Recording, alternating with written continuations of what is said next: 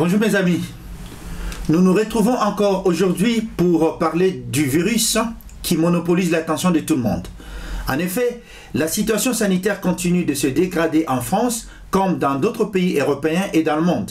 Selon les données publiées par Santé publique France avant-hier, la France a enregistré 16 101 nouveaux cas positifs au coronavirus en 24 heures, contre plus de 26 000 cas, le record, la veille, c'est-à-dire samedi 10 octobre 2020.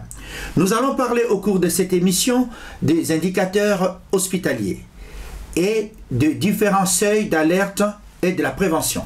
Merci de partager cette vidéo et de vous abonner afin de recevoir les notifications des nouvelles vidéos.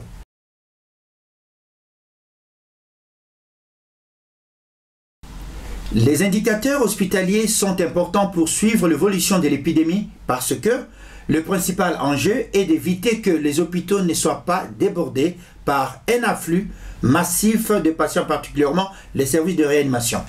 Le gouvernement a mis en place 3 indicateurs.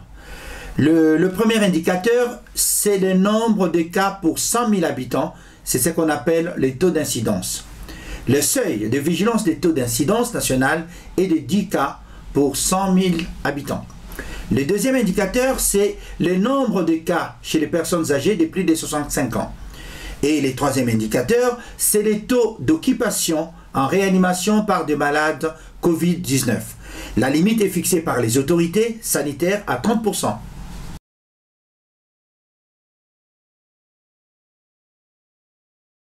Le gouvernement a mis en place de nouveaux seuils d'alerte entrés en vigueur le lundi 28 septembre 2020. Le but de freiner la propagation de Covid-19.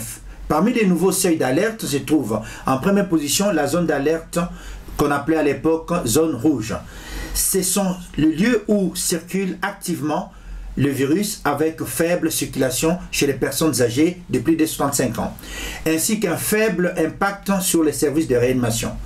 En deuxième position, il y a la zone d'alerte renforcée, qui correspond à un taux d'incidence de plus de 150 cas pour 100 000 habitants et de plus de 50 cas pour 100 000 chez les personnes âgées. D'où certaines mesures d'interdiction, le fait local, le fait d'étudiants sont interdites. Il y a des bars aussi qui doivent fermer à 22 heures. Et à la troisième position, c'est la zone d'alerte maximale. Ce sont des zones où ont été détectés plus de 250 cas de Covid-19 pour 100 000 habitants.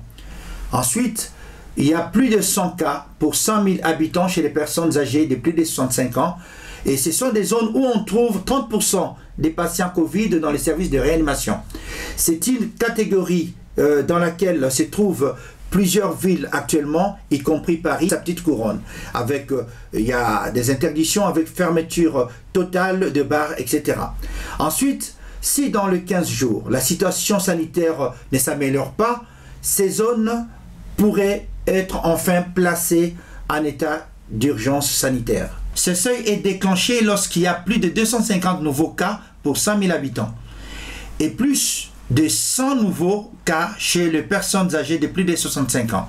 On surveille aussi le pourcentage de patients en réanimation à cause de Covid-19. Lorsque ce dernier atteint 60%, je vous signale qu'aujourd'hui, les taux d'occupation des services de réanimation en Île-de-France approchent les 50%. Si dans 15 jours, la situation sanitaire ne s'améliore pas dans ces zones, il y aura pour conséquence des mesures limitant la liberté d'aller et venir. Autrement dit, il y aura des reconfinements ciblés ou locaux.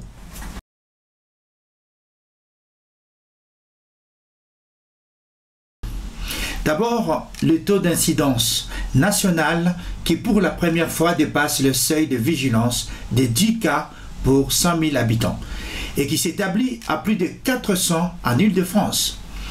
Et ensuite, il y a le nombre de patients en réanimation qui repart à la hausse. Il y a plus de 40% des lits de réanimation de la région parisienne occupés par le patient Covid. Et enfin, les taux de positivité de tests passent pour la première fois aussi au-dessus de la barre de 10. Aujourd'hui, le taux est à 18%. Il y a quelques jours, le directeur de l'Agence régionale de santé, ARS, a indiqué que les hôpitaux et cliniques de la région doivent se préparer, je le cite, à une marée très forte de nouveaux malades de Covid.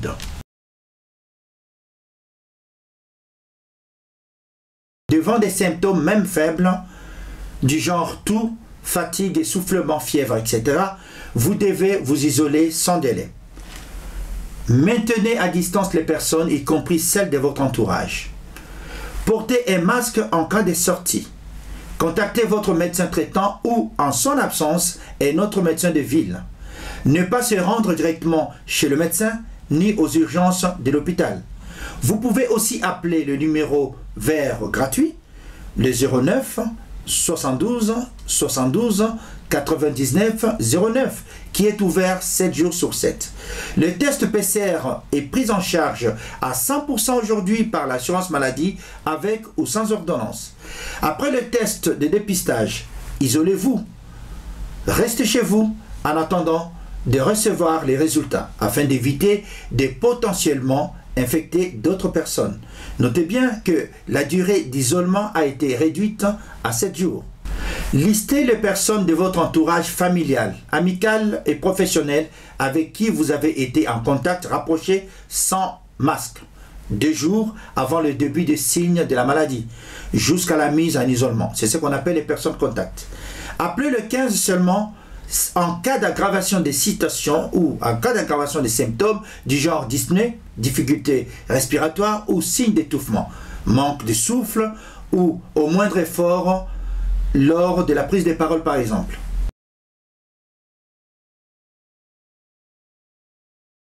On sait aujourd'hui que la transmission du coronavirus Covid-19 peut s'effectuer via des aérosols, des très fines gouttelettes. En effet, la respiration et la parole contribuent à la propagation du coronavirus.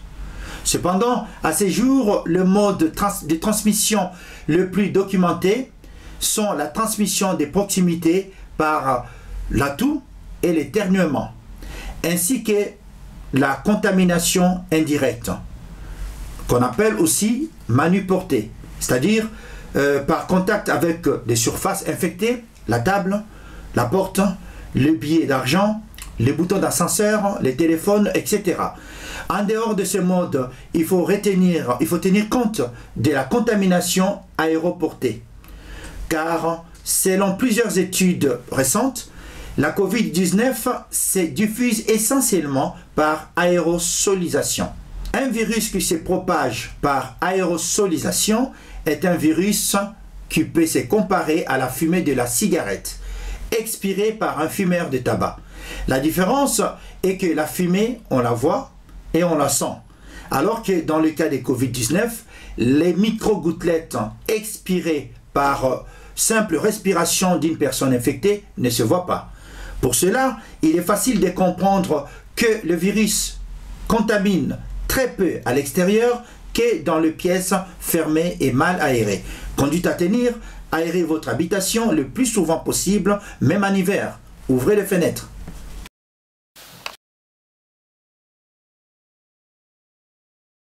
Les gestes barrières sont indispensables pour endiguer, contenir la Covid-19. Pour cela, 4 gestes restent prioritaires. 1. Le port de masque est obligatoire et doit être correctement porté et changé régulièrement. 2. Le lavage de mains s'applique continuellement au travail, à la maison, après avoir pris les transports en commun. Et un conseil, ayez toujours sur vous une solution hydroalcoolique ou le gel pour se laver les mains si vous n'avez pas. La distance de sécurité d'1 mètre doit être respectée. Toutes ces mesures sont applicables partout et tout le temps.